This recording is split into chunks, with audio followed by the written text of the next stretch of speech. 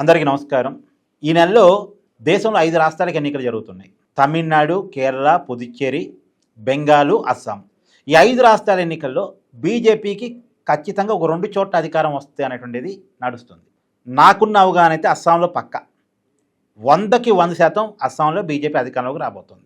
ఇది నేను చెప్తున్నాను, 100కి 100%. పుదుచ్చేరిలో కూడా అధికారంలోకి వస్తానేటువంటి ప్రచారం ఉంది. తెలియదు నాకు పుదుచ్చేరి గురించి అయితే. ఖచ్చితంగా ఎన్డీఏ కూటమి, అంటే బీజేపీ డైరెక్ట్గా కాదు, ఎన్డీఏ కూటమి గెలవడానికి అవకాశం ఉంది అని చెప్తున్నారు. సరే, అది కేంద్ర ప్రాంతం, చాలా చిన్నది, పెద్ద విషయం కాదు. సరే, తర్వాత తమిళనాడులో మాత్రం అంటే బీజేపీ ఏమీ లేదు, ఎన్డీఏ కూటమి అన్నాడీఎంకేతో కలిసి పొత్తులో ఉంది బీజేపీ.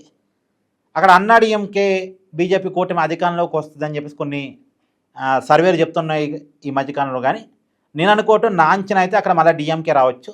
ఒకవేళ డిఎంకే అధికారం రాకపోయినా సరే హంగు రావచ్చు. అన్నాడీఎంకే బీజేపీ కూటమి అయితే అధికారంలోకి వస్తానైతే నేను అనుకోవట్లేదు, రాదు కూడా నేను అనుకోవట్లేదు. నా అంచనా అయితే ఖచ్చితంగా మళ్ళీ తిరిగి స్టాలిన్ అధికారంలోకి రావటమా, లేదు అంటే కొంత హంగు రావటం అనేది జరిగింది తమిళనాడులో. కేరళలో అయితే, కేరళలో బీజేపీ చాలా నామినల్, ఒక 5 సీట్లు వరకు బీజేపీ ఏమన్నా గెలవగలిగితే చూడాలి. అక్కడైతే లెఫ్ట్ వర్సెస్ కాంగ్రెస్ మధ్య ఫైట్ నడుస్తుంది. లెఫ్ట్ లిటిల్ మార్జిన్లో హైక్లో ఉంది, లెఫ్ట్కే కొద్దిగా అవకాశాలు ఉన్నాయి.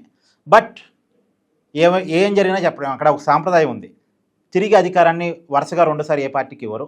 ఆల్రెడీ కమ్యూనిస్టులకు 2 సార్లు అధికారం ఇచ్చారు కాబట్టి ఈసారి యూడీఎఫ్కి ఇద్దామా అనేటువంటి ఆలోచన ఉంటే చెప్పలేం, యూడీఎఫ్కి వచ్చి కాక. సో కేరళలో ఏమైనా జరగవచ్చు, టగ్ ఆఫ్ వార్ నడుస్తుంది. పశ్చిమ బెంగాల్ అయితే నాకు అంచనా తిరిగి మమతా బెనర్జీని అధికారంలోకి వస్తారని. అయితే ఇక్కడ నేను చెప్పేది ఏంటంటే, బీజేపీకి ఒక 2 పక్క, అస్సాం పక్క, పుదుచ్చేరి కూడా ఎన్డీఏ కూటమిది అంటున్నారు. మిగతా 3 చోట్ల మాత్రం ఎన్డీఏ కొద్ది కష్టమే. తమిళనాడు రాదు, బెంగాల్ రాదు, కేరళ లేదు.